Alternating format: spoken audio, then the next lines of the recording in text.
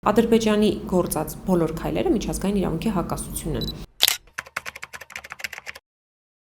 Մեր երկրում իշխանական մակարդակով ասում են դեռ պետքա պարզենք թե ոնց են այդ մարդիկ գերի ընկել, մեղադրում են նույնիսկ գերի ընկնելու համար։ Երբ որ Անդրանիկ Քոչարյանը կամ մյուսները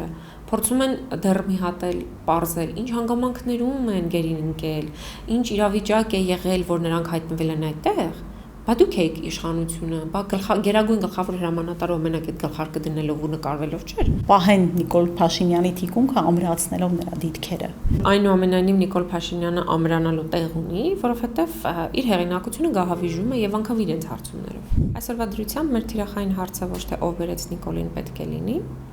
այլ ով եւ ինչպես եւ ինչքան արագ պետք է հեռացնի Նիկոլին։ Ըստ հետքի հոդվածի այնտեղ մի կոռուպցիոն այնպիսի սխեմա է նկարագրած, որ նախկինները կերազեն այդ սխեման։ Նախկինները պիտի գան ասում դասընթացների մաստեր կլասի։ Պիտի գան սովորեն ինչպես մսխել պետական բյուջեն։ Մինչև երբ է Նիկոլ Փաշինյանը փորձանելու ճնշի ազատ խոսքը։ Ես կարծում եմ մինչև այնտեղ ինչքան մենք իրենց պիտի թույլ տանք, որովհետև քան իրենք կարողանում են, իրենք անելու են։ Մենք հասկացանք, որ այս մարդիկ ստոպ չունեն, այսինքն չկա մի հատ կարմիր գիծ, որ ասես այս կարմիր գիծը իրենք չեն հատել։ Երբ է սպառվելու, մեր իշխանությունների կողմից մշակված այդ ամենօրյա, ամենամսյա զիջումների փաթեթը, մինչև ուր։ Մինչև էլ բան չունենանք տալու։ Մենք տեսանք, այս տարիների ընթացքում քանի շարժում ձևավորվեց ու ձախողվեց։ Սիթի տուրով ավարտվեց, գնացինք, պտտվեցինք քաղաքում, այդ ընթացքում 2-3 կիլոգրամ հասցրեցինք մաշացնել։ Ես մտածում եմ, որ հերթական կամ արտահերթ, փողոցային կամ ոչ փողոցային պայքարով պիտի մարդիկ մերժեն Նիկոլ Փաշինյանին։ Ուղղակի ասեն, որ ինքը չպիտի լինի։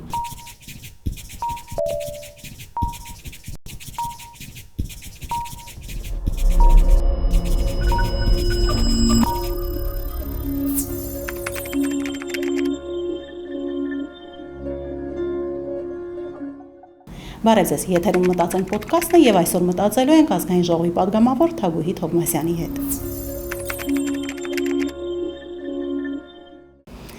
Բարև Տիկին Թովմասյան։ Բարև ձեզ։ Շնորհակալություն մեր ոդքասթին մասնակցելու համար։ Տիկին Թովմասյան, այսօր աշխարհի նոր վերադասավորումների մեջ մենք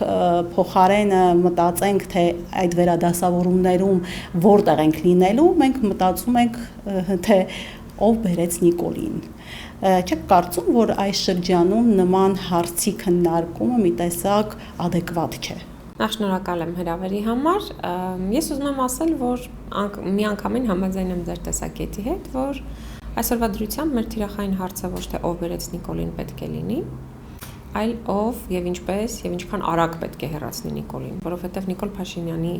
իշխանության մնալը մի օր ավել նշանակում է նոր կորուստներ։ Նրա պաշտոնավարման շարունակությունը նշանակում է Հայաստանի Հանրապետության սուվերեն տարածքի սիջում, նշանակում է գերիների չվերադարձ, նշանակում է գերիների խոշտանգում եւ ընդհանրապես նշանակում է Հայաստանի Հանրապետության քաղաքացու ոտնահարված իրավունքներ, արժեզրկված իրավունքներ ու մարդ, որը ընդհանրապես չի մտածում Հայաստանից դուրս Հայաստանի քաղաքացու մասին, տվյալ դեպքում մեր գերիներին եմ ասում, որովհետև Հայաստանի Հանրապետության կառավարությունը ունի պատասխանատվություն,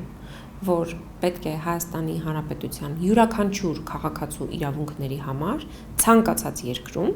պատասխանատվություն կրի։ Եվ նրանց հետ ինչ տեղի է ունենում, այդ պատասխանատվությունը նրանց օգնելու, օժանդակելու եւ օր առաջ այդ վիճակից հանելու պատասխանատուն Նիկոլ Փաշինյանն է։ Բայց չի անում։ Հիմա այս իրավիճակում խոսել ով բերեց Նիկոլին բերեցին շատ մարդիկ, 100,000-ավոր մարդիկ, ովքեր լցվել էին փողոց եւ Նիկոլին բերում էին։ Եվ շատ երկար պետք չէ մտածել այդ հարցի մասին, բացարձակ, որովհետեւ բոլորն էլ հասկանում էին, որ եկել էր մի պահ, որ նոր շունչ էր պետք, եւ նույնիսկ հենց հանրապետականներն են շատ խոստովանել, որ նոր արյուն էր պետք, նոր լիցքեր էին պետք, իրենք էլ են հասկանում եւ բոլորն էին հասկանում, այսինքն ով բերեցի հարցում, ես կարծում եմ, որ կոնսենսուս կա, որ բերեցին բոլորը։ Հիմա ով պիտի տանի, ես ուզում եմ այդ հարցը, որովհետեւ ինձ համար ամենևին հաճելի չէ երկու նախագահների թիմակիցների փոխադարձ կսմիթները, առավել եւս որ այդ գզվորտոցը ոչ մի լավ տեղ չի տանելու։ Այո, երկու կողմերում էլ կան իսկապես պայքարի համար ունակ եւ սենց շատ ջիգարով պայքարի մեջ մտած մարդիկ, որոնց պոտենցիալը ու էներգիան ափսոս է, եւ իրենք պիտի այդ էներգիան օգտագործեն մեկ նշանակետի ուղղությամբ, ինչպես հեռացնել Նիկոլ Փաշինյանին, ինչքան շուտ, այնքան լավ, որովհետև մենք այսօր ամեն օր շարունակելով նրա իշխանությունը հասկանում ենք, որ մենք գլորվում ենք ոչ ադեկվատության հորձանուտ։ Դուք նաև տեղեկացաք, որ Եղիշե Կիրակոսյանի նյարդերն էլ տեղի տվեցին եւ 5-րդ անգամ գրված դիմումը այս անգամ բավարարվեց եւ նա հեռացավ։ Պարզվում է, որ իր դիմումը ավելի վաղ է եղել, քան ինքը եկել էր ազգային ժողով եւ ներկայացնում էր որևէ օրինագիծ, դա նշանակում է, որ այլընտրանք գտնելն է։ Բայց ըստ մամուլի հրապարակումների նաև Եղիշե Կիրակոսյանից բացի ամբողջ մի թիմ է դիմում գրել ազատվելու համար, որովհետև ներսում ստիպում էին ինչ-ինչ հայցեր հետ կանչելու։ Այդ հայցերի խնդիրը երկար ժամանակ կա եւ Նիկոլ Փաշինյանը երկար ժամանակ փորձում է Իլհամ Ալիևին մատուցել հերթական զիջումը եւ Հայաստանի բոլոր գանգատներից միջազգային ատյաններում հրաժարվել։ Դա նշանակում է, որ մենք հրաժարվում ենք մեր պատմության մի մասից եւ հրաժարվում ենք ընդունել, որ Ադրբեջանը ագրեսոր է, հրաժարվում ենք ընդունել, որ Ադրբեջանը հանցագործ է եւ գործել է միջազգային հանցագործություններ, խախտել է Ժնևի կոնվենցիան, որով որ գերիների պահման կանոնները սահմանում եւ սահմանում են նաեւ պատերազմից հետո գերիների ինքնաբերաբար վերադարձը եւ սահմանում է նաեւ մարդկության նկատմամբ ցանկացած նմանատիպ գործողության հստակ նորմեր։ Միջազգային որևէ իրավակարգ չկա, որ Իլհամ Ալիևի գործողությունների արդյունքում չի խոչընդոտվել, չի խախտվել եւ միջազգային իրավունքի մասին եթե խոսում ենք, Ադրբեջանի գործած բոլոր քայլերը միջազգային իրավունքի հակասություն են։ Ու ես շատ ցավում եմ նախ որ մեր գանգատները այդքան քիչ են, բավականին քիչ են։ Եվ երկրորդը շատ ցավում եմ, որ դրանցից պիտի հրաժարվենք ինչի դիմաց։ Ինչի դիմաց ենք հրաժարվում, որ խաղաղության պայմանագիր լինի։ Ես բազմիցս հայտարարել եմ, չի կնքվելու խաղաղության պայմանագիր, որովհետև Իլհամ Ալիևի քաղաքական նպատակների մեջ խաղաղությունը չկա։ Տիկին Թովմասյան, երբ է սպառվելու, մեր իշխանությունների կողմից մշակված այդ ամենօրյա, ամենամսյա զիջումների փաթեթը, միջև ուր։ Մինչև էլ բան չունենանք տալու։ Նայեք, մենք հիմա օրինակ արդեն Արցախը տվել ենք, չէ՞, ինչ ունենք տալու, չունենք։ Արցախի հետ կապված ոչինչ չունենք տալու։ Արցախի հետ կապված ունենք պահանջատիրություն, որից ուզում են մեզ զրկել։ Մենք Արցախի հետ կապված չենք բողոքում, որ մեր մշակութային ժառանգությունը ոչնչացվում է, որ պատմական հետքը Արցախում ոչնչացվում է, որ քաղաքացիների սեփականության իրավունքը ոտնահարվում է,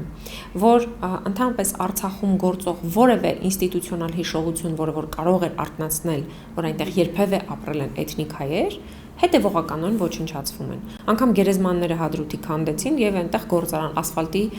ինչ որ գործարան են կառուցել։ Սա նշանակում է, որ մեր պահանջատիրությունից մեզ զրկում են, մենք դրա հետ հաշտ ենք։ Ավելին ասում ենք, բայց երբ ա եղել, որ Արցախը Հայաստան Նիկոլ Փաշինյանի թիմակիցների նկատի ունեմ։ Սա Արցախի մասով, այսինքն այստեղ էլ տալու բան չունենք, էլ զիջելու բան չունենք, ամեն ինչ տրված է։ Հիմա վերադառնալով Հայաստանից նրանք կորզում են մաքսիմալը։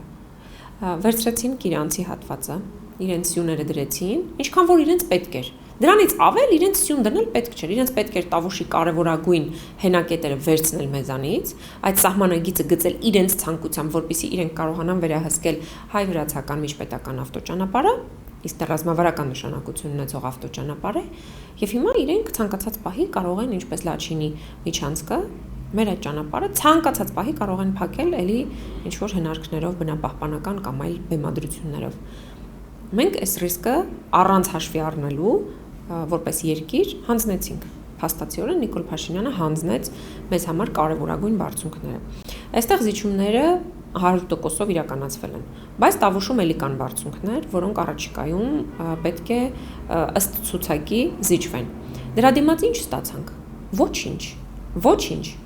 Իրենք ասում էին, որ մենք դա տալիս ենք, հիմա խաղաղության պայմանագիրը կկնքվի։ Մենք դա տվեցինք, հասկացանք, որ ոչ։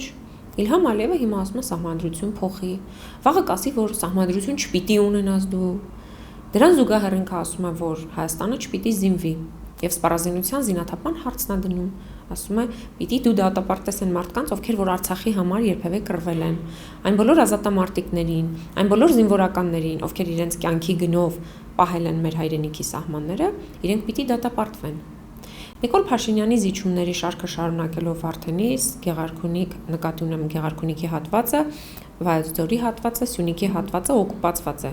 Այս պահանջները Նիկոլ Փաշինյանը, եթե նույնիսկ դնում է, ապա շատ ոչ արդյունավետ, եթե նույնիսկ այդ պահանջները առաջ է քաշում, ապա ոչ կուռ փաստարկներով եւ ոչ շատ ամուր, որի արդյունքում մենք ստանում ենք Իլհամ Ալիևից ոչ թե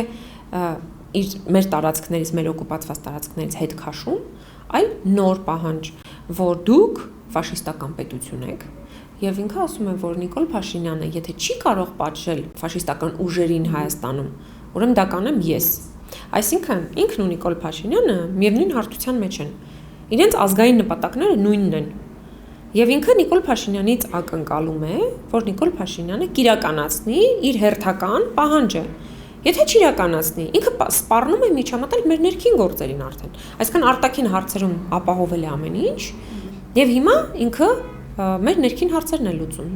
մեր ֆաշիստներին է վերացնում։ Այս ֆաշիստները իրենց ընկալմամբ այն հայրենասեր եզակի եւ քիչաթիվ մարդիկ են, ովքեր մնացել են Հայաստանում, եւ ովքեր դեռ մտածում են, որ մենք կարող ենք երբևէ Արցախ գնալ, ովքեր մտածում են, որ մեր հայրենիքի սահմանները հնարավոր է վերականգնել ու ամրապնդել,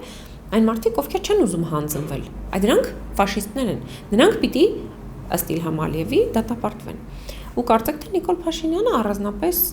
այն ագրեսիվ ռետորաբանությունը, որ ինքը օգտագործում է օրինակ նախկին իշխանությունների, իր ընդդիմախոսների նկատմամբ այն մուրճ sense, որ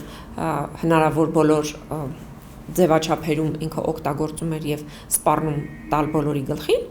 այդ մուրճը մի օր չտեսանք, որ մենք այդ նույն ռետորաբանությամբ ինքը խոսեր թշնամական պետության ղեկավարի մասին։ Ընդ որում այն ղեկավարի, որը ակնհայտ թշնամանք է քարոզում։ Եթե դու ինչ խաղաղություն եք խոսում, ինչ խաղաղության բանակցություն, դուք պիտի վաղուց հասկացած լինեք, որ չի լինելու խաղաղություն։ Ես սա ասում եմ սրտի ցավով եւ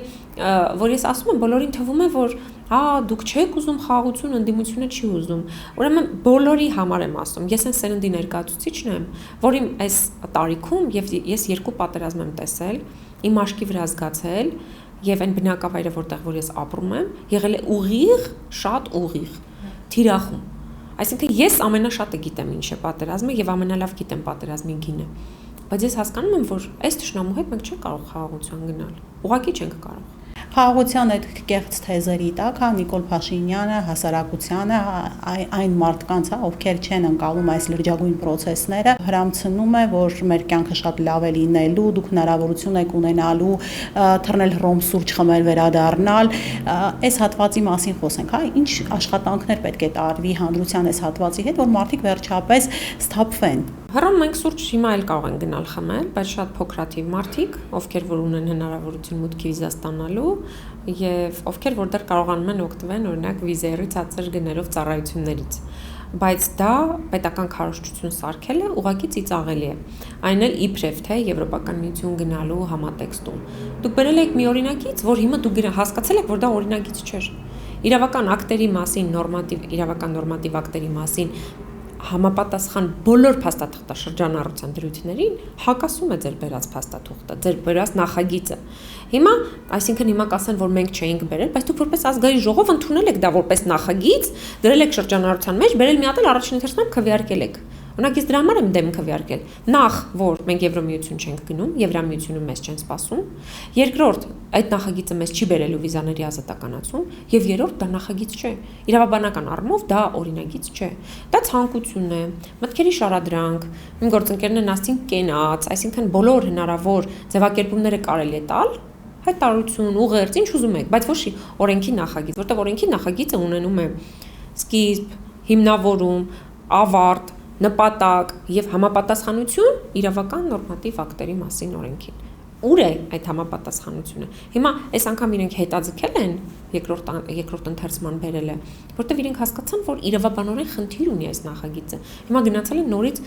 սարքեն բերեն, Արման Եղոյանն ասում է, մենք այնտեղ ձևակերպումների խնդիր ունենք։ Բա առաջին ընթերցման ժամանակ ի՞նչ եք, աչքի չունեիք, որ կարդայիք։ Ինչն էր խնդիրը։ Բա մենք ձեզ ասում ենք, որ դա խնդիր ունի։ Բա ինչու բերեցիք քվեարկեցիք խայտարակ եղանք։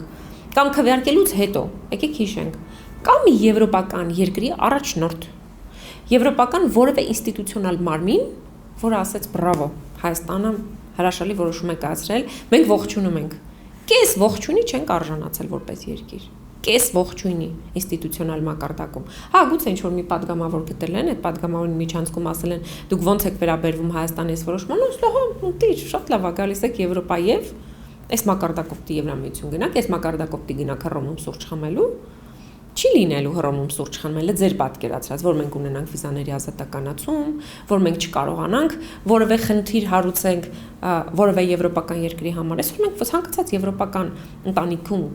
գտնվող երկրի համար գլխացավանք ենք, պոտենցիալ արտակաղթող։ Այսպես գլխացավանք ենք ոտքից գլուխ։ Սկսած մեր աշխարհագրական դիրքից, որ մենք ունենք լուրջ կոնֆլիկտներ, իսկ դա Եվրոպայի համար թիվ 1 խնդիրն է։ Ասում եմ դու պիտի ունենաս հարևանների հետ լավ հարաբերություններ, որ մենք քեզ պատկերացնենք Եվրամիության անդամ։ Հարևաններից երկուսի հետ խնդրեմ ունենք առնվազն։ Երրորդի հետ հարցեր։ Հա, երրորդի հետ հարցեր ունենք, չորրորդի հետ էլ մենակ խմում են։ Ուրիշ ոչ մի բան չի ստացվում այս կառավարության հետ, չորրորդ երկրի հետ հարաբերություններում։ Միայն ստացվում է խաշ ուտել, խմել, բայց պետական մակարդակով երբ որ գալիս է կարևորագույն հարցերը լուծելու ժամանակ, ավտոմեքենաները մնում են անցակետերում, երկար ժամանակ մեր բեռնափոխադրումները ունենում են խնդիրներ, այսինքն որևէ տեսակի զարգացում մենք այս մակարդակում չունենք։ Գիտեք, մի հատ անկեղծ բան պիտի ասեմ, այս Նիկոլ Փաշինյանի շատ բնորոշ է, որտեվ հիմա եթե դուք էլ մեր դաշտի մարդ եք, կհիշեք, կարող եք ասել ով է Նիկոլ Փաշինյանի ընկերը։ Ես ունեք տես մարդ չեմ հիշում, որ Նիկոլ Փաշինյանը ունի երկար տարիների, ասենք մի 15-20 տարվա ընկեր, որի հետ ինքը 15-20 տարի ունի նույն հարաբերությունները։ Ընկերությունը մի քիչ կայունության հոմանիշ է, չէ՞։ Իսկ դու պիտի ունենաս ընկեր, որը քո կյանքում ինչ որ փուլում քեզ ուղեկցում է։ Իսկ լավ ընկերը քեզ ուղեկցում է տասնամյակներ։ Հիմա ես չեմ գտնում մարդ, որին հետ Նիկոլ Փաշինյանը տասնամյակների ընկերություն է անում։ Հիմա մեր երկիրը հասցրել է այդ վիճակին։ Մենք որպես երկիր ընկեր չունենք։ Գործընկեր չունենք, մարդ չունենք, որին մենք կարող ենք վստահել։ Դիվանագիտական հարաբերություններն են, մարդկային հարաբերություններ են, զուտ հիմնված հենց առաջին հերթին մարդկային փոխհարաբերությունների վրա, որտեվ ինչքան էլ գնաս դու դիվանագիտական տեքստեր ասես, եթե դրա տակ չկան հարաբերություններ, այդ տեքստերը տենց կասեն, կխոսեն, վերջում կպատրեն թուղթը, կգնան ամեն մեկը իր գործերով։ Պիտի մարդկային փոխհարաբերություններ կառուցես։ Ինքը մարդկային փոխհարաբերությունները որևէ երկրի հետ չի կարողացել կառուցի։ Ֆրանսիան իներցիայի ուժով շարունակում է մեզ պաշտպանել, ելի միայն հռետորաբանությամբ։ Մեկ էլ բան, չկրակող զենքերով, ոչ, ոնց է կոչվում, ոչ մահաբեր զենքերով, այսինքն զենքի ոչ մահաբերը որն առրագատ կա։ Տիկին Թովմասյան, մենք այսօր ունենք լրջագույն խնդիր մեր գերիների հարցն է, մենք ամբողջ ամեն օր տեսնում ենք համացանցում տարածվող Բաքվի դատարաններից նկարներ, որտեղ ակնհայտ երևում է խոշտանգված մեր գերիների վիճակը ու մեր երկրում իշխանական մակարդակով ասում են դեռ պետքա պարզենք, թե ոնց են այդ մարդիկ գերի ընկել, մեղադրում են նույնիսկ գերի ընկնելու համար ու ենթադրվում եմ այս հայտարարություններից հետո հաստատ աշխատանքներ չի տարվում գոնե այդ մարդկանց վիճակի մասին ծանոթանալու, գոնե, չգիտեմ, փաստաբանների հետ զրուցելու կամ փաստաբանական խումբ կազմելու, ինչ է լինելու այս ամեն ինչը, հատկապես այն դեպքում, երբ որ Կարմիր խաչի գրասենյակները փակվում են Ադրբեջանում։ Ես երբ որ իմ խոսքի սկզբում ասացի, որ Հայաստանի Հանրապետության քաղաքացիների իրավունքները վտանգված են օտար երկրներում, հենց ասվածի վառ վկայությունը այսօրվա իշխանության վարքագիծն է։ Այս մարդիկ չեն գիտակցում, որ իրենք պատասխանատվություն են կրում Հայաստանի Հանրապետության քաղաքացիների իրավունքների համար։ Եվ իրենք պետք է վաղուց միջոցներ ձեռնարկեին, ամբողջ աշխարհին խառնեին իրար, այլ ոչ թե Նիկոլ Փաշինյանը գար ազգային ժողովում բղավեր, օրինակ գերիներից մեկի եղբոր վրա ու ասեր հələ պետքա պարզենք, հələ պետք է գան, իրենք ստեղ դավաճան են, պիտի գան, ես ստեղ իրանց դատեմ։ Այս ռետորաբանությունը չպիտի հնչեր։ Չպիտի հնչեր Նիկոլ Փաշինյանի կողմից ձևակերպում, որ հələ պիտի պարզենք Ռուբեն Վարդանյանը ինչպես է գնացել, ում հորդորով, ոնց է իր քաղաքացիությունը փոխել, ում հանձնարարությամբ, չգիտեմ, ինչ-որ ձևակերպումներով ինչի է գնացել, այսինքն ով է գործուղել։ Հիմա ինչ է նշանակում, դու քո քաղաքացին գտնվում է կյանքի ու մահվան պայքարի մեջ Բաքվի բերդերում, դուք տեսնում եք, որ Ռուբեն Վարդանյանի կեսն է մնացել։ Ֆիզիկապես այդ մարդու կեսը չկա։ Այդ ծանրակաշ մարդը այդ վիճակում դուք պատկերացնում եք ինչ օրեր է ապրել ու իմիջայլոց շատ վատ բան եմ ասում, բայց երբ ոնց որ թե մենակ ինքն է պայքարում իր իրավունքների համար, մնացածը հանձնվել են, համենայն դեպս դատելով այս իրավիճակից, ու մի քիչ պայքարի ես նշույլներ տեսնում եմ Դավիթ Բաբայանի գործողություններ, մնացածը հանգիստ, այսպես որ հանձնված վիճակում են, ինչը ես չգիտեմ, կամ մենք այդպես ենք տպավորություն ստանում կադրերից, կամ իրականում այդպես է, բայց այնուամենայնիվ պիտի արձանագրենք, որ Նիկոլ Փաշինյանի իշխանությունը շարունակում է ուղղակի տեր չկանգնել Հայաստանի Հանրապետության քաղաքացիներին։ Եվ երբ որ Անդրանիկ Քոչարյանը կամ մյուսները փորձում են դեռ մի հատ էլ պարզել, ինչ հանգամանքներում են գերին ընկել, ինչ իրավիճակ է եղել, որ նրանք հայտնվել են այդտեղ, բա դուք եք իշխանությունը, բա գերագույն գլխավոր հրամանատարով մենակ այդ գլխարկը դնելով ու նկարվելով չէր, բա պիտի պատասխանատվություն կրի նաև։ Պիտի պատասխանատվություն կրի, ինչու հայտնվեցին այնտեղ, ինչու ժամանակին չկարողացան դուրս գալ, բա դուք ասում եք մենք դռները բացել ենք, սպասում ենք, դե եկեք, բա դռները ո՞նց էիք բացել, որ ձեր երկրի քաղաքացիները մնացին։ Հիմա պիտի ասեն ռուսները խաբեցին, չգիտեմ, ամերիկացիները սենց ասեցին, պարսիկները, բա դուք որպես իշխանություն, դուք ինչ արեցիք։ Ռուսներն էլ կարող են մեզ խաբել, ամերիկացիներն էլ կարող են խաբել, մյուս բոլոր ազգերն էլ կարող են մեզ խաբել, որևէ մեկից մենք ակնկալիք չունենք։ Մեր ակնկալիքը միայն եւ միակ ակնկալիքը պիտի լինի Հայաստանի Հանրապետության կառավարությունից, որտեղ դուք եք ստանձնել այդ պատասխանատվությունը։ Նորից եմ կրկնում, գերագույն գլխավոր հրամանատարի պարտականությունների մեջ շատ ավելի շատ լիազորություններ են մտնում, քան մենակ մեր վրա մունատ գալը։ Եվ ես ուզում եմ նաև հիշեցնել Նիկոլ Փաշինյանի վարքագծի մասին, որը որ բացահայտվեց շատ տենց ռոմանտիկ կամ կասկածելի հանգամանքներում, խոսքս Հովիկ Աղազարյանին հեռացնելու այդ պատմությունն է։ Ինչ չի հետաքրքրում Հովիկ Աղազյանին ինչ հանգամանքներ են հայտնաբերել իրենք, որ հեռացրել են,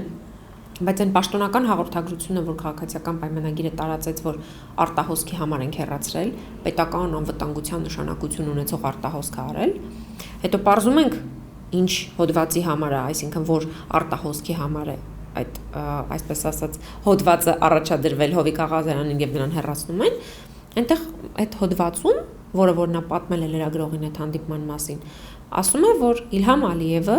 Նիկոլ Փաշինյանին բանակցություններից մեկի ժամանակ հարց է տվել. հետաքրքիր է, դու ինչու չես պահանջում Ռուբեն Վարդանյանին։ Եվ Նիկոլ Փաշինյանը պատասխանում է. իսկ եթե պահանջեմ կտաս, այսինքն էլի չի պահանջում։ Դուք հասկանում եք, այս իրավիճակը մենք ունենք, այս մարդը չի պահանջում գերիներին, որտեվ եթե պահանջի ինստիտուցիոնալ մակարդակով մի արդյունքի կհասած կլինենք։ Ինքը պահանջել է գուցե մյուսներին, բայց ռազմաքաղաքական ղեկավարության հետ ինքը ունի կոմպլեքսներ, ակնհայտորեն, ու դա ցուցադրում է։ Գեներալների մասին խոսելուց այդպես է ասում, նախագահիների մասին խոսելուց էլի նույն հակակրանքով, նույն ցինիզմով է խոսում։ Ես ուղղակի չեմ պատկերացնում այս իրավիճակում, այլ ինչ պիտի անի Նիկոլ Փաշինյանը, որ բոլորս հասկանանք, որ ինքը ի վիճակի չի Հայաստանի քաղաքացիների շահերը սպասարկել իբրև կառավարության ղեկավար։ Ուղղակի ի վիճակի չի։ Այսօր բայց շատ քաղաքացիներ հասկանալով նույնիսկ դա, այսպես մոլորության մեջ են ընդդիմության այս գզվռտոցի ֆոնին չեն կարողանում հասկանան ով կարող է լինել լիդերը կամ այն ուժը, որը կարող է երկիրը այս վիճակից հանել։ Մարդիկ դուրս եկան փողոց, քայլեցին, մենք տեսանք, հա, այս տարիների ընթացքում քանի շարժում ձևավորվեց ու ձախողվեց։ Հա, City Tour-ով ավարտվեց, գնացինք, պտտվեցինք քաղաքում, այդ ընթացքում 2-3 կիլոգրամ հասցրեցինք մաշացնել, դա եղավ միակ ձեռքբերումը երևի շատ-շատերի համար։ Դրանից հետո պայքարը ավարտվեց։ Ես այդտեղ լրիվ համաձայն եմ եւ միակարծիք եմ քաղաքացիների դժգոհությունների հետ, բայց միաժամանակ ես այն տեսակն եմ, որ ես չեմ դադարում պայքարել ու ես չեմ դադարում մտածել, որ վերջ այլևս չի ստացվելու։ Ստացվելու է, եթե մենք լինենք համառ, որովհետեւ Նիկոլ Փաշինյանի իշխանության գալու միակ գաղտնիքը իր հետևողական համառությունն էր, որը որ իրենից հետո ընդդիմադիր որևէ լիդեր չի ցուցաբերել, որևէ լիդեր։ Հիմա ցանկացած այլ լիդեր, ով կծնվի առաջիկայում կամ դեռ գոյություն ունի, բայց դեռ ակտիվ քայլեր չի իրականացնում, ինքը պիտի հասկանա, որ Նիկոլ Փաշինյանի դեմ պայքարի հաղթաթուղթը համառ հետևողականությունն է։ Եթե այս վարքագիծը չդրսևորվեց, չի լինելու արդյունք էլի։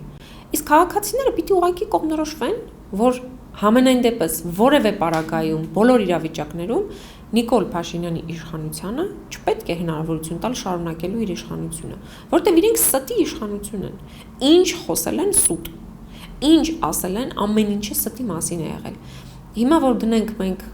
վերլուծենք, երևի մի 4-5 հաղորդում անհրաժեշտ կլինի, որ հիշենք ինչ էր ասում Նիկոլ Փաշինյանը ու հիմա ինչ է անում։ Տարական Արցախի հարցից եք ուզում քաղաքական անենք, գրում էր անջատում հանուն փրկությանը, հենց անջատեցին Արցախի հետքը կորավ։ Արցախը գնաց կորավ։ Ասում էին, որ մենք պետք է այնպես անենք, որ Հայաստանում ձևավորվի այնպիսի քաղաքական համակարգ, որ ընտրական գործընթացները, հակակոռուպցիոն պայքարի մեխանիզմները պիտի լինեն ընդդիմադիրների ձեռքում, որ արդյունավետ պայքար լինի։ Այդ ինչ պաշտոն ունի ընդդիմությունը։ Որ օղակն եք դուք տվել ընդդիմությանը։ Ոչ մի։ Ոչ հակակոռուպցիոն մարմիններն են ընդդիմադիրները ղեկավարում, ոչ կենտրոնական ընտրական հանձնաժողովն է ընդդիմադիրը ղեկավարում, ընդհակառակը քո կուսակցության վարչության անդամներ։ Հիմա որ գնացել անկուսակցական անվան տակ, այսպես փորձում է օբյեկտիվ ընտրություններ ապահովել։ Որ խոստումը գանք, հիմա հետ գանք Հայաստանի պարլամենտարիզմին, Հայաստանի պարլամենտի պատմության մեջ, իսկ ես գոնե թե 18-19 տարեկանից ազգային ժողովում լրագրող եմ աշխատել, հավատարմագրված եւ տարբեր պարլամենտներ եմ տեսել, երբեք չի եղել, որ պարլամենտը լինի մի կուսակցության գրպանային խորհրդարան։ Հիմա մենք ունենք քաղաքացիական պայմանագիր կուսակցության հիմնարկ։ Դա ՔՊ-ի հիմնարկն է։ Դա պարլամենտ չի, դա չի ներկայացնում Հայաստանի Հանրապետությանը, որովհետև ընդդիմադիր բոլոր պաշտոնյաները, ովքեր որ Դոնթի բանաձևով իրենց հասանելիք պաշտոնները զբաղեցնում էին, բոլորին հեռացրեցին քաղաքական պատճառներով, որի իրավունքը իդեպ չունեին, որովհետև քաղաքական պատասխանատվությունը քաղաքականություն իրացնող կուսակցությանն է։ Եթե վատ է աշխատում որևէ պաշտոնյա որևէ պաշտոնում, դա պիտի լուծի իր կուսակցությունն է, այն քաղաքական ուժը, որի միջոցով եկել է այդ մարդը։ Բայց հիմա մենք չունենք ազգային ժողովի փոխնախագահ, մենք չունենք հանձնաժողովի 3 նախագահներ տված ընդդիմության քվոտայով, մենք չունենք հանձնաժողովների փոխնախագահներ, որոնք ընդդիմությանն էին։ Իսկ դա զսպումների ու հակակշիռների մեխանիզմ էր, որ չպիտի թույլ տար Նիկոլ Փաշինյանին այսպես միահեծան ունենալ իշխանություն։ Ասենք վեր են կենում, չգիտեմ, գնում են պաշտոնական պատվիրակությամբ, այս ինչ մարդը գնաց պարլամենտից, ինչ որ այց ունեցավ կամ դիմավորեց որևէ պաշտոնական պատվիրակության, ով եկել է Հայաստան պարլամենտ։ Նայում ես բոլորը ՔՊ-ական են։ Ախր այդ պարլամենտը 3 ուժից է բաղկացած։ Ոչ թե մենակ քաղաքացիական պայմանագրից։ Սա էր այդ ժողովրդավարությունը, որ տենց Նիկոլ Փաշինյանը ասում էր։ Որը ասեմ, կարմիր գծերը ասեմ։ Ժողովրդական բաստիոնում այսօր ազատ խոսքը ակնհայտ ճնշվում է, դրա մասին էլ խոսենք Տիկին Թովմասյան։ Այս օրերին ամենատարբեր գործիչների նկատմամբ տարբեր գործեր են հարուցված ու ուր է գնալու, հա, մինչև երբ է Նիկոլ Փաշինյանը փորձանելու ճնշի ազատ խոսքը։ Ես կարծում եմ մինչև այնտեղ, ինչքան մենք իրենց պիտի թույլ տանք, որովհետև քան իրենք կարողանում են, իրենք անելու են։ Մենք հասկացանք, որ այս մարդիկ ստոպ չունեն, այսինքն չկա մի հատ կարմիր գիծ, որ ասես այս կարմիր գիծը իրենք չեն հատելու։ Չէ, չկա։ Ընտանիք կմտնեն, երեխա կպղծեն, խոսքը չի կարելի ասել։ Որ ոլորտում այսպես վերցնես, որ փորձես տեսականորեն կարմիր գիծ դնել, չկա այս մարդկանց համար այդ կարմիր գիծը։ Բարոյականության ոչ մի նշաձող իրենց համար գոյություն չունի։ Իրենց համար ամեն ինչ թույլատրելի է, ամեն ինչ։ Եկան բանակի գեներալիտետի հարցերը լուծեցին առաջին հերթին։ Զզվում էին գեներալներից։ Իրենք զզվում էին Հայաստանում մի փոքր հաղթական ուղի կերտած, ցանկացած մարդուց իրենք նողկում են, որի արդյունքում այսօր Հայաստանի պաշտպանության բանակում, պաշտպանության նախարարությունում իրականացնում են ծառայություն այն մարդիկ, որոնք ոչ անցյալը գիտենք, ոչ ներկան, այսինքն օդից ընկած մարդիկ են, որոնք ընդհանրապես առնչություն չունեն այդ բանակի հետ։ Օրինակ կհիշեք Երևանի քաղաքապետը։ Ինչ կապ ունի, որ բանակի հիմա փոխնախարար է։ Հրաչյա Սարգսյանը թե չեմ սխալվում։ Ինչ կապ ունի ինքը բանակի հետ, որ պիտի գնա, նույնիսկ հարցնում են, ասում են դու ինչ ոլորտ ես կանոնակարգում, չի կարողանում պատասխանել։ Ինքը ինչ ոլորտ է կանոնակարգում ՊՆ-ում։ Դե եթե այսօր նայենք, տեսնենք ով է պաշտպանության նախարարը, այո, մարդ ով ձեռք է բարձրացրել, հա, բանակի սպայի վրա։ Ես հիշում եմ, օրինակ, այն ժամանակ, որ խոսում ենք ինչ-որ մարդկանց մասին, թեկուզ իրենք ունեին շատ վատ հեղինակություն, բայց բանակում իրենցից ձգվում էին ու դա նորմալ էր։ Այսինքն Խաչատուրովի մասին եք բան ասում, Խաչատուրովը որ գնում էր որևէ զորամաս ստուգման, մարդիկ սկսում են այնքան կարգի բերել, որտեղ ինքը զորամասը ճանաչում էր, ինքը գիտեր որտեղ գնա, ինչ հետքի վրա կանգնի, որ կարողանա հասկանալ այդ զորամասը ճիշտ է կառավարվում, թե ոչ։ Հիմա գնում են զորամաս, այնպես են խափում ու ճանապարհում։ Իրենց թվում ամեն ինչ նորմալ էր։ Այն տունը, որ այրվեց Ազատ գյուղում, Պապիկյանը այդտեղ եղել էր 1 ամիս առաջ, ստուգման այցով գնացել էր դիրքերը նայել։ Բայց ի՞նչն էր ստուգում։ Որ այդ տան մեջ ոչ ծխատար կար, ոչ հրդեհային մեխանիզմներ կային դրված, ոչ մի անվտանգային նորմ ապահովված չէր այդ կացարանում, եւ այդպես շատ կացարաններ կան։ Ուղղակի այդ մեկն է վառվել, դրա մասին են խոսում։ Ես այդ բոլորն տեսել եմ։ Բայց Նիկոլ Փաշինյանի կառավարությունը եւ Պապիկյանի ղեկավարած բանակը իրանք են գնում ստուգում, բայց ի՞նչն եք ստուգում, եթե գնում եք ձերից հետո, այդտեղ հրդեհա լինում ու 15 երեխա վառվում են։ Բայց ձեր պատասխանատվությունը, խոսում եք քաղաքական պատասխանատվության մասին, բայց զրո պատասխանատվություն եք ցուցաբերում այդ քաղաքականության նկատմամբ։ Եվ հետո վերադառնալով հիմա ազատ խոսքին։ Ազատ խոսքը երբեք այսքան վտանգված չի եղել պաշտոնական մակարդակով։ Նայեք, միշտ էլ եղել են, չէ՞, լրագրողների են ծեծել, լրագրողների հետ վատ են վարվել, չգիտեմ, սպառնացել են, դա միշտ է եղել բոլոր իշխանությունների օրոք, եւ թույլ տվեք ասել բոլոր երկրներում, այսինքն ազատ խոսքի նկատմամբ ոտնձգություններ միշտ են լինում, բայց պիտի դու նայես դրանց ինստիտուցիոնալ մակարդակը։ Երբեք չի եղել, օրինակ, Հայաստանում ազգային ժողովի նախագահ, որը ունենա մոտ 3 տասնյակ հայց իր դեմ խոսալու համար։ Այսինքն իրան քննադատելու համար բոլորին դատի է տալիս։ Սա հենց խոսում է պետության վերաբերմունքի մասին, պետությունը, այսօրվա կառավարությունը ոնց է վերաբերվում ազատ խոսքին։ Սա ուղիղ ցույցիչ է։ Գաս քաղաքային իշխանություն, գաս պաշտոնյաներ, բոլոր պաշտոնյաներին հենց մի հատ թարս բան ես ասում, միանգամից վազում են դատարան։ Բայց դա ոչ թե խոսում է պատասխանատվության բացակայության մասին տվյալ դեպքում խոսք ասողի, այլ դա խոսում է հենց իշխանության անհանդուր ժողականության մասին։ Անհանդուր ժողականության։ Հիմա օրինակ Էդգար Ղազարյանի դեպքը։ Էդգար Ղազարյանը ինչ է ասել։ Էդգար Ղազարյանը բացահայտել է ճշմարտություն։ Ընդ որում այնպեսի ճշմարտություն, որ որևէ մեկս չենք բացահայտել։ Եկեք հանուն արդարության խոսենք, էլի։ Մենակ այդ մարդն է խոսել, որ սահմանադրական դատարանը ինչ ընդհանցակարգային իրավախախտումներով է կայացրել սահմանազատման հանձնաժողովի սահմանադրականության հարցը։ Ոչ մի ուրիշ պաշտոնյա, ընդդիմադիր գործիչ այդ մակարդակի եւ այդ իմացությամբ չի բացել այդ թեման։ Դրա համար իր հետևից են ընկել, որ իրան փակեն, այլ ոչ մեկ չի խոսի։ Որտեւ ինքը դիվանագետ ահերիկ չի, ես վերջերս էլ իրավաբան դարձավ Արփի Դավոյանի հետ նույն կուրսում սովորեց, հիմա ընդհանրապես դժվար է իրան վերահսկել։ Հիմա դու Վահե Գրիգորյան, ես ազգային ժողովի ամբիոնից էլ ասացի։ Դու գնացել ես Եվրադատարանում, պիտի պաշտպանես ազատ խոսքը, պիտի պաշտպանես մարդու իրավունքները, բայց գնացել ես դատախազին գրություն ես գրել, ասում ես, գիտես Էդգար Ղազարյանը մեր սահմանադրական դատանը վարկաբեկում է, մի հատ իր խոսքի ազատությունը սահմանափակեք։ Դու այս արժեքները ո՞նց կարող ես պաշտպանել խոսքի ազատություն Ստրասբուրգում, ուրիշ երկրների։ Ես օրինակ մտածում եմ, որ այս սկանդալից հետո պիտի Վահե Գրիգորյանին չթողեն ստանձնի այդ պաշտոնը։ Տան թղթերը ձեռ ասեն հետ գնա քո երկիր։ Ամոթ է, որ դու եկել ես այդտեղ ներկայացնում ես եվրոպական դատարանում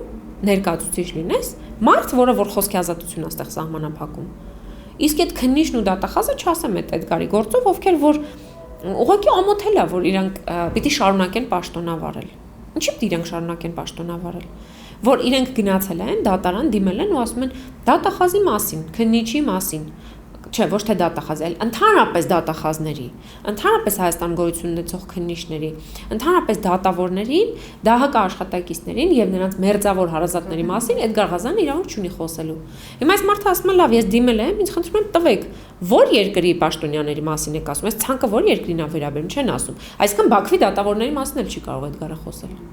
Ինքը չի կարող խոսել օրինակ Բաքվի դատախազների մասին եւ ասես ինչ կեղծ մեղադրանք եք ներկայացնել։ Նա ուզում հասկանալ էլի Էդգարը ո՞նց է կարողանալու գտնել դրանց հարազատների բոլորի անուն ազգանունները։ Ինքը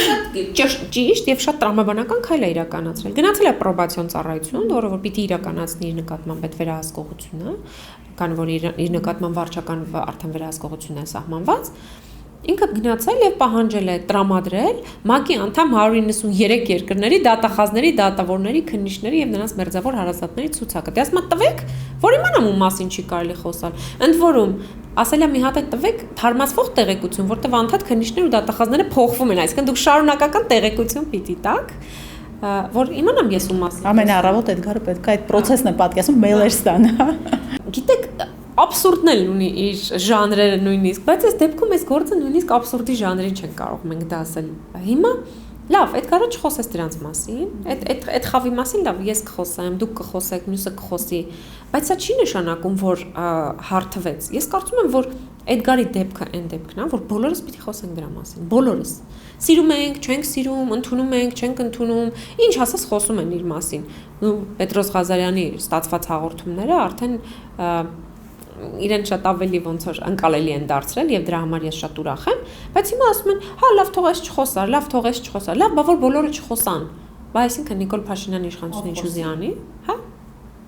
Ով պետք է խոսի։ Տեղից այս ամեն օրվա գզվռտոցը ամրացնում է Նիկոլ Փաշինյանի թիկունքը, հա, այսպես ոնց որ պահեն Նիկոլ Փաշինյանի թիկունքը ամրացնելով նրա դիտքերը։ Հա, գիտեք, ես չեմ կարծում, որ այնուամենայնիվ Նիկոլ Փաշինյանը ամրանալու տեղ ունի, որովհետև իր հեղինակությունը գահավիժում է եւ անգամ իրենց հարցումներով։ Հիմա այլ հարց է, թե այդ գահավիժող հեղինակությունը ընտրությունների ժամանակ արտահերթ կամ հերթական ինչ դրսևորում կունենան, որովհետև մենք շատ լավ հասկանում ենք, որ այսօր, այո, Նիկոլ Փաշինյանը ձախողված գործիչ է, այսինքն թե ասում ես ձախողում, հոմանիշը գալիս է Նիկոլ Փաշինյանը, ասում ես ստախոսություն, հոմանիշը գալիս է Նիկոլ Փաշինյանը, ասում ես, որ անպատասխանատու կառավարություն, գալիս է անմիջապես իրենց պատասխանը, կանգնել ասում է այ շատ ասում եմ գնացել եմ կանգառում կանգնել եմ անընդհատ ավտոբուսներ են գալիս ու դա հրաշալի է այսինքն միջև հիմա կանգառում որ դու կանգնում ես ինչ էր զիլեր գալիս բա կանգառում կանգնես ավտոբուս պետք է այսինքն ինչի վրա ես դու զարմացել այդ ինչ մի ձեռք բերում է ոչ ավտոբուս էր գալիս ոչ մահաբեր գազելներն էին գալիս կանգառում դու կանչում ես լիֆտներ գալիս այսինքն ո՞ս կարելի է դրա մասին խոսել ընդհանրապես Այս մարդը բոլորին ձեռը առնում։ Ու դրա համար ասում են դուք մի խոսեք, մենակ ես խոսեմ, սուտ ասեմ։ Ամբիոնից ստերա խոսեմ, էլի, խոսեմ թող գնա։ Բայց այդ այնց խոսում ես։ Դե հիմա դու արի պատասխան տուր 70 միլիոն դոլար անիֆով։ Ոնց կերակ։ Դու Նիկոլ Փաշինյան դու Տիգրան Ավինյան եւ մյուս բոլոր կառույցների այն ենթակառուցվածքների ղեկավարները էսթետիկի հոդվածի այնտեղ մի կոռուպցիոն այնպիսի սխեմա է նկարագրած որ նախկինները կերազեն այդ նախկինները պետք է գան ասում դազընթացների մաստեր կլասի պետք է գան սովորեն ինչպես մսխել պետական բյուջեն հանուն արդարության ես ասեմ ես երկար տարիների դիմադիր լրագրող եմ եղել եւ մենք այս մակարդակի բացահայտումներ չենք կարողացել անել Ոչ թե որ մենք չենք կարողացել, այլ այդպիսի լկտիությամբ չեն արվել նման գործողություններ։ Եղել են, բայց շատ ավելի փոքր։ Հասկանում եք 25 միլիարդ դրամ, այս մարդիկ ուղղակի փչել են օդ։ Ոչինչ չեն արել։ Ու ավելին, այդ 25 միլիարդը ծախսել են հերիք չի, հիմա օրինակ Fly Dubai-ը գնացել ու մեզ դատի է տվել արբիտրաժային դատարանում։ Հələ պետք է 2 միլիոն դոլար էլ տանք, որ այդ արբիտրաժից կարողանանք ոչ թե հայցը հետ վերցնենք, այլ այդ պարզա որ չի լինելու հետ վերցնել, այլ փոխհատուցենք։ Իրանք ասում էին օրինակ Սաշիկի 50-50։ Հիմա պետությունը 50-50 չի է, 90-10 է մտնում փայ։ Այսօր ինչ արեց օրինակ Հայկ Սարգսյանի նախագիծը, որ բերել էին։ Մի գոռում են, մենք կազինոների դեմ ենք պայքարում, խաղատները այլևս չպիտի խաղադրույք անեք, մենք պայքարում ենք, հարկերը բարձրացրեցինք։ Ղե հարկերը բարձրացնելու եք պայքարում։ Հարկերը բարձրացրեցինք, իրենք իրենց խաղադրույքներն են բարձրացնելու։ Հետո Ինչի է դա տալու, ինչ է դա փոխելու։ Այսօր մեր բանակում բոլորը նստած դրա վրա ու դուք բոլորդ գիտեք։ Ոստիկանության մեծամասնությունը դրա մեջ այսինքն պետական օղակներն եմ ասում, հələ շարքային քաղաքացիները չէ, պետական օղակների աշխատակիցները նստած են խաղամոլության վրա։ Եք կարծում, որ դա էլ ազգային իմունիտետը թույլատնելու որևէ ձև։ Այո, իրենք սովորացնում են ծուլության, այսինքն դու նստի, այդպես թերթի հեռախոսած, կստացվի մի 20000 դրամ կշահես, այդ օրը կուրախանաս, չի ստացվի 30 կկորցնի։ Դե դա մոլուցքի մի տեսակ է։ Ես ուզում եմ թվերով խոսենք, Մենք, որ 2018 թվականի այդ տենց հեղափոխական բումը եղավ, 180 քանի միլիոն դրամի խաղադրույք է կատարվել Հայաստանում տարեկան։ Հիմա դա հասել է 4 տրիլիոնի։ Հələ մեկ նայեք, էլի թռիչքը։ 4 տրիլիոն է հասնում։ Դու այս թռիչքային պայմաններում դու եկել ես ինչի մասին ես խոսում, ինչ պոպուլիզմ եք խոսում, ինչ եք անում, ընդ որում այն ընկերությունները բուքմեյքերական, ովքեր որ իրականացնում են այդ խաղադրույքների բիզնեսը, զարգացնում են, ձեր հիմնական սպոնսորներն են ձեր կուսակցության։ Քաղաքացիական պայմանագիր կուսակցության ֆինանսավորողների մեծ մասը Vivarro, Toto եւ այդ մյուս կազմակերպություններն են։ Դուք եկել եք ում եք ինչ խափում։ Այսինքն դուք հիմա դրեցիք հարկերը բարձրացրեցիք, իրենք իրենց խաղադրույքների տոկոսները կբարձրացնեն, իրենք իրենց կոմպենսացիան կունենան։ Հետո ինչ փոխվեց դրանից Վարդենիսում ապրող այն մարդու կյանքում, որը որ խաղում էր։ Դուք չեք ապահովել իր համար, որ այդ խաղադրույքները ինքը չկարողանա կատարի։ Նիկոլ Փաշինյանը, նայեք, ազգային ժողովի ամբիոնից խոսում այն մասին, որ մենք ազգային չասած, մենք օպերատոր պիտի ներդնենք եւ այդ օպերատորը պիտի վերահսկի խաղադրույքները ընդ որում անհատականացնի, այսինքն տեսնի, օրինակ, դուք խաղում եք թե չէ։ Այս մարդու հետաքրքրությունը, որ տեսնի ով է խաղում, ոչ թե պայքարի վերահսկողությունն է։ Ոչ թե վերահսկի, տեղեկություն իմանա, այսինքն ինքը իր լրագրողական հետաքրքրությունն է բավարարում։ Ես իմանամ Ռոզանը ինչքան է խաղում։ Վերջ, ինքը չի կարա Ռոզանին արգելի։ Ինքը Ռուզանի ձեռից հեռախոսը չի վերցնելու, ոչ էլ Ռուզանի փողերն է ինքը որևէ կերպ վերահսկելու։ Ինքը չի կարողանալ ոչ մի բան անի, բայց ինքը կիմանա, որ Ռուզանը խաղամոլ է ու վաղը մյուս օր կասի, ամբիոնից կսկսի խոսել, որ վատաբանի։ Էս է իր նպատակը։ Ես ուրիշ ոչ մի պատճառաբանություն չեմ կարող տեսնել այդ մարդու գործողություններում։ Այսինքն դու օպերատորին ներդնում ես ու շանտաժել անում է բուքմեյքերականներին։ Ասում է, քանի դուք չեք համաձայնում, որ մենք այդ օպերատորի ինստիտուտը ներդնենք, այդքան ձեր հարկատեսակները ամեն տարի բարձրացնելու ենք։ Այս տարի չհամաձայնվեցիք, բարձրացնենք։ Մյուս տարի չհամաձայնվեք, էլի կբարձրացնենք։ Այնքան կբարձրացնենք, մինչև համաձայնենք։ Ու դա խոսում է ամբիոնից։ Պարզ, բաց, բոլորի ներկայությամբ։ Հիմա որ այդ ազգային օպերատորը կամ կառավարական օպերատորը կամ Նիկոլ Փաշինյանի անձնական օգտագործման ինֆորմատորը, որ նստեց այդտեղ ու սկսեց վերահսկել խաղադրույքներ անողներին եւ իդենտիֆիկացրեց։ Ինչ է անելու։ Չի կարողանալու փակի։ Ասում է, հեռախոսը փակենք VPN-ով կմտնեն, ինտերնետը փակենք նրանով կմտնեն։ Բա որ այդ ամեն ինչը գիտես։ Ինչ ես եկել խոսում։ Ինչ ես խոսում։ Իրես հենց քաղաքացիական պայմանագիր խմբակցության падգամավորներից մեկը ասեց, չէ՞, մի քաղաք սարքեք, տարեք բոլոր խաղամոլներին լցրեք այդտեղ, բոլոր ինստիտուտները խաղադրույքների հետ կապված լցրեք, սարքեք Լաս Վեգաս, այն մյուս մարզերը ազատեք խաղամոլներից։ Այսինքն ինտերնետ տիրույթի խաղամոլությունը վերացրեք։ Իրենք ինչ են արել, ասում են մենք եկել ենք, առաջին հերթին մենք փակեցինք այդ օտո վիվառոների բանը, համայնքային գրասենյակները, օքեյ, փակեցիք, մցրեցիք հեռախոսների մեջ մարդկանց։ Այսինքն դուք ավելի հեշտացրեցիք, եթե մարդը պետք է վեր կենար, նստեր մեքենա, չգիտեմ, տրանսպորտ վեր կանար գնար, կոնկրետ մի տեղ մտներ, խաղալ ու դուք էլ իդենտիֆիկացնեիք եւ տեսնեիք կամերայով ով մտավ, այդ տեսախցիկը ֆիքսելու էր։ Դուք դրա փոխարեն ասացիք, չէ, դու գնա տունը հանգիստ նստի դիվանի վրա ու քո համար խաղա։ Այս եք դուք արել։ Մի բան էլ այս խաղամոլության թեմայով։ Իրենք նաև արգելեցին գովազդը։ Մեր բոլոր on-line հարթակներում հիմա դուք չեք գտնի հնարավորություն ունեցող որևէ մեկին, որ այսինքն չկա, արգելված է on-line տիրույթում գովազդը արգելված է։ Ու այդ արգելվելուց հետո է հասել 4 տրիլիոնի։ Այսինքն իրենց արած ոչ մի գործողություն օգուտ չի տվել խաղամոլության տեմպերը թույլատնելու։ Ոչ մի օգուտ չի տվել։ Իրենք ուղղակի հասկացան, օրինակ կայքերը, ովքեր որ անկախ լրատվամիջոց են, ֆինանսավորվում են որոշակիորեն բուքմեյքերական գրասենյակների կողմից, հա, լավ, սրանց փողերը կտրեք, իրենց հանեցին գովազդից։ Այն մյուսը ինչ է, որտեղ էր ֆինանսավորում, այդ օղակներն էլ վերջացրեք, այսինքն գովազդային դաշտը փակեցին, բայց իրենց հնարավորություն տվեցին անսահմանափակ խաղամոլությունը տարածել այլ օղակներով։ Հիմա ինչ եղավ, դուք պետությունը փայ է, թե փայ չի։ Ինչպես լավ կանգնեցնենք, հա, այս ավերիչ ընթացքը ինչ պետք է անենք։ Ես մտածում եմ, որ հերթական կամ արտահերթ, փողոցային կամ ոչ փողոցային պայքարով պիտի մարդիկ մերժեն Նիկոլ Փաշինյանին։ Ուղղակի ասեն, որ ինքը չպիտի լինի։ Ընտրությունը, ես չեմ ասում որևէ մեկի ուղղությամբ գնացեք, ընտրությունը բազմազան է։ Հիմա Գյումրիում նայեք, ինչքան տեխնացու կան, չէ՞, քաղաքական process է։ Ընտրություն կա։ Այնտեղ կարծես թե ես այսպես որ նայում, ինչ որ ֆիլմի քաստինգ է, որովհետև շատ ծիծաղելի տեխնացուներով բազմազան են։ Ահա, դե հիմա մարդիկ ասում են ընտրություն չունենք, միշտ նախկինի ու ներկայի միջա։ Հիմա գնացեք նախկին կա, ներկա կա, ապագա կա,